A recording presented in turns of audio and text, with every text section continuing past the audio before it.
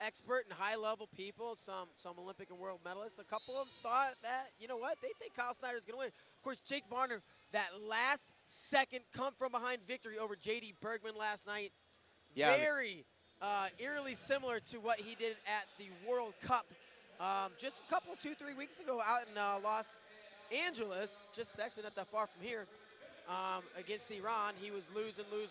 We're both losing our minds, saying, "What the heck's going on? Well, Come on, Jake." He's like, "Turn around, shut up, Bader Richard. I know what I'm doing." Scores with essentially no time on the clock. Replicates that again last night. So no matter what happens, I will not question Jake Varner. absolutely not. And, you know, but at what point does going back to the honey hole so many times like that get you caught? I mean, and, you know, the thing about Snyder, he's very offensive, you know, and we saw, you know, Varner typically does well against offensive guys. He's able to use their aggression against them, mind you, and shut them down.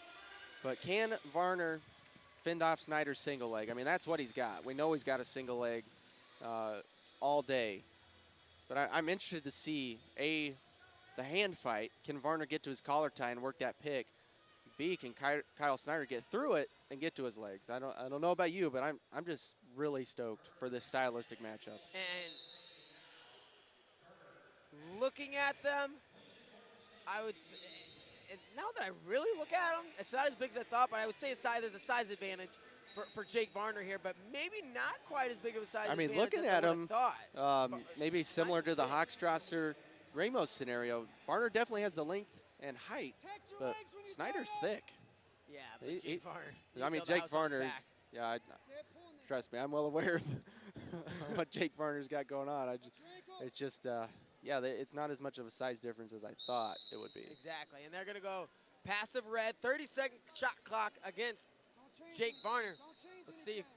And there I heard, don't change anything. I think that came out of Ross Thatcher, coach in the corner for Kyle Snyder. Snyder, of course, true freshman this year, NCAA finalist, was going toe-to-toe with Kyvan Gatson. Gatson was able to pick up the fall off of a throw, but no doubt Kyle Snyder is ready to go toe-to-toe with anyone in this country in any style. Absolutely. Of wrestling, say you know, maybe for Greco. You talk to the coaches just around, you know, around the tournament.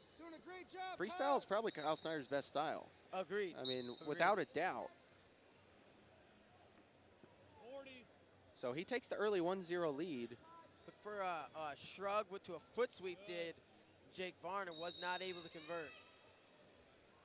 You know, remember he was going. So, ooh, Snyder got to the ankle, but nothing going there. He touched it, he grabbed it, he didn't grab it, pick it up, or control it, though. Yeah, Varner against Bergman was going heavy to the collar tie and trying to attack that pick. You know, we've seen him do it time and time again. And his go-to for number 2, when he couldn't get the pick, was that super duck. He tried it once in the first, and me and you looked at each other like, what's he doing? And then in the second period, that's what he scored on. It was almost like a very subtle, almost a super duck, but it wasn't like misdirection. It wasn't like a Bubba Jenkins where you think throw the arms in the air and flail and go one way to the other, high flash. It was almost like a misdirection duck kind of thing, right. One way, the other way. Really fast. Yeah. Really fast. And he covered shorter distances than you think of when you see a traditional super duck. Here you see the stats. Keep creating angles, Kyle. For these guys, studs, just studs.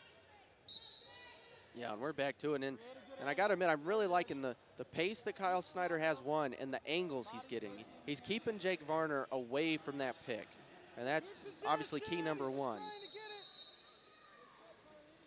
Oh, and he gets to the leg. Look at that. He's in position here. He's going to get 1 or 2, I believe.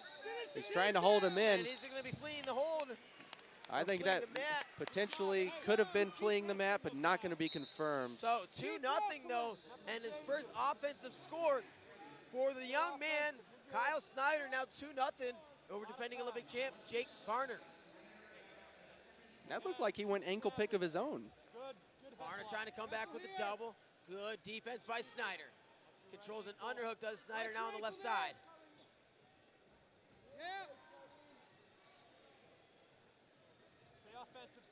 Now remember, Varner was here yesterday, exact same scenario as he shoots in there, but he was down by 2 had given up 2 1-pointers, a shot clock point and a push out, and was able to get that takedown with, what, under 5 seconds to go. I believe so. So Does that precedent hold here? Is the question. if he does it again, I will lose my stuff.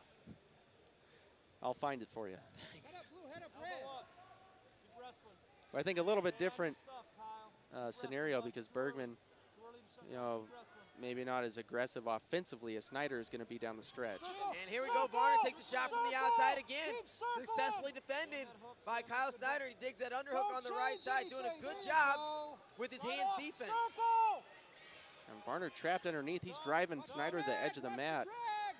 Varner moving him forward, getting underneath, but can't penetrate in and through the legs. Snyder just peeks at the clock, sees there's 1:15 to go, understands his 2-point lead, and will probably wrestle accordingly. He won't take any unnecessary risks. But at the same time, striking distance with Jake Varner, can't give up a takedown. So you can give up 1, not 2. Just got to be cautious of that. Under a minute to go. We're shaping up for a great finish here. Varner's pushing Snyder all over the mat right now. And now Kyle Snyder will be on the 30-second shot clock. And as I said before, I don't see him pressing forward and taking unnecessary risks. He will hold position. If he sees a shot, take it. And if not, I think be content and okay with giving up that shot clock point as we move to 40 seconds. I mean, think if you're Varner here, it doesn't matter if he's on the shot clock or not. With 40 seconds to go, you got to get your takedown no matter what's going on with the shot clock. Yep, you are correct. Circle, you don't have to stand in front of him. Elbow snap, snap at the elbow, get rid of him. Snap and circle, yes. Just a couple more seconds here on the shot clock before Varner's going to pick up a point. Here he comes. Don't jam that. Hey, 15 seconds. 16 seconds to go. 10 Hands years down. younger. And And there we go, a similar deal with what we saw yesterday. Varner pressing forward, 10 seconds to go. Can Varner do it yet again? Snyder, fantastic position, 5 to go. One last shot. Gonna go for it. And no, the kid does it. Kyle Snyder, 19 years young, the freshman in college, upsets defending Olympic champion, and he's gonna be crowned your 2015 U.S. Open champion. Kyle Snyder's in disbelief right now. He looks down at the mat as if to say, did I just do that? I just did that. And look at the look of satisfaction on his face. Snyder does it, picks up the stop sign. A loud cheer from the crowd behind him. I don't know if we can express the gravity of what we just saw. We just saw a 19-year-old, true freshman in college, take out a Olympic champion, 10 years his elder. It's unbelievable. Folks, we were saying Kyle Snyder is the future. He might be the present. Well, he is the present. Well, for right now, he's the present. He's going to have to do that 2 more times before he makes a world team.